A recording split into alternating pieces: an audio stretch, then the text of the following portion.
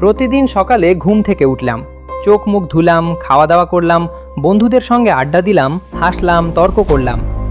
ঘরে ফিরে টিভি দেখলাম, মোবাইল স্ক্রল করলাম। রাত হলো, ঘুমিয়ে পড়লাম।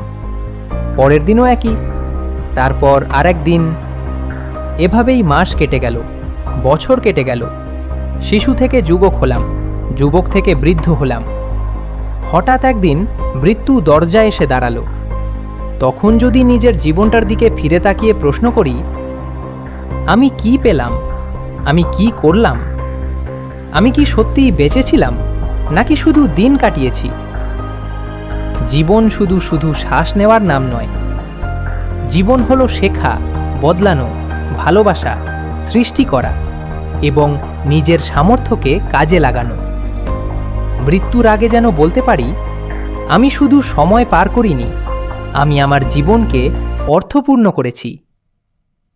আজ থেকেই শুরু হোক সেই পরিবর্তন, কারণ একদিন নয়, আজই তোমার জীবনের সবচেয়ে গুরুত্বপূর্ণ দিন।